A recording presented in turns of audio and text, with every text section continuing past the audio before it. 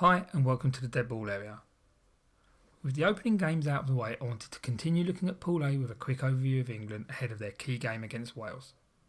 Since the last World Cup, England have made huge strides in many facets of their play, and a big part of England's World Cup preparation has been Lancaster's desire to have a lighter, fitter, more mobile team.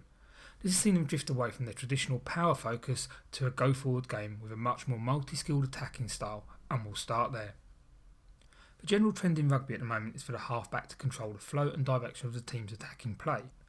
Think Smith and Peninar for New Zealand, De Prier and Peninar for South Africa, Phipps for Australia, and also think Young's, Kerr and Wigglesworth for England.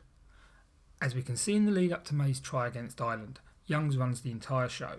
He's choosing when to rewind and when to flow the same side, and then he chooses when the ball is quick enough and clean enough to give to his 10. This means ultimately the 9 is responsible for the attacking shape, leaving the 10 free to concentrate on distribution or playing territory. Unsurprisingly, the entire pattern is heavily influenced by rugby league. The halfback being close to the ruck runs the game, using forwards to punch the ball over the gain line and narrow the defence by pulling defenders in one channel. Once defenders are pulled in, England tend to maintain and exploit that space by flooding the outside channels with decoy runners and screen passes usually from the second receiver to a runner coming around the corner. Interestingly though, the wider game differs slightly, depending on who is playing 10. With Farrell there, England tend to simplify their game and distribute from 10, whereas Ford is equally comfortable to slide out one and act as a distributing second receiver, with a runner slotting in as a second wave, or he's happy to sit in the pocket behind the second receiver, allowing him to attack a little bit wider. And another addition to the toolbox is England's ability to use attacking kicks. After their defeat to Ireland in the Six Nations, England have made it a real focus of their preparation, incorporating AFL and NFL into their preparation drills.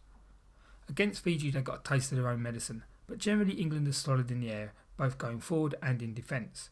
In the warm-up games we saw Watson coming from out to in, blindsiding Zebo to get above him and steal the ball and score. And again here we see him out-jumping Nadolo, coming forward and stripping the ball from his outstretched hands. We also shouldn't underestimate the accuracy of the kicking, as we see here with good kicking crossfield for Johnny May to score against France. Coming forward is easier though, and being good in the air defensively is equally as important. Against Ireland we saw May getting up in the air, arms outstretched, claiming the ball above his head, and against both France and Ireland we saw Brown climb high to defuse a bomb under the posts. Additionally, it's also worth noting that poor kicks to Brown can result in a big return. As we see here, he bangs out a 60-metre punt to the halfway line. And not everything is perfect in attack, and perhaps one of the biggest weaknesses over the last few years has been their inconsistency going forward.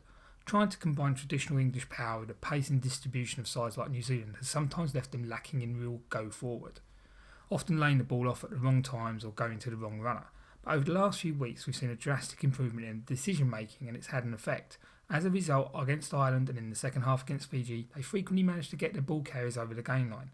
Now when England play simple go forward rugby they create more space for their dangerous outside backs. Now we all know defence has been a particular focus for England over the last 4 years, so we won't spend much time on it.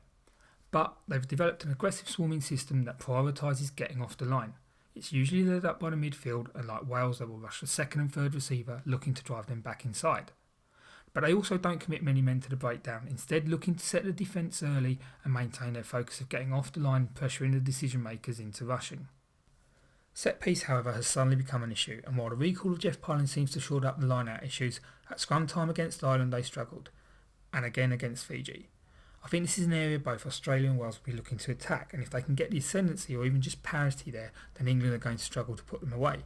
But if England can solidify the primary phase, then the halfbacks will be able to play the percentages with a lot more confidence. That means they'll stand a much better chance of winning the pool. Thanks for watching. Don't forget to follow us on Facebook, Twitter and YouTube.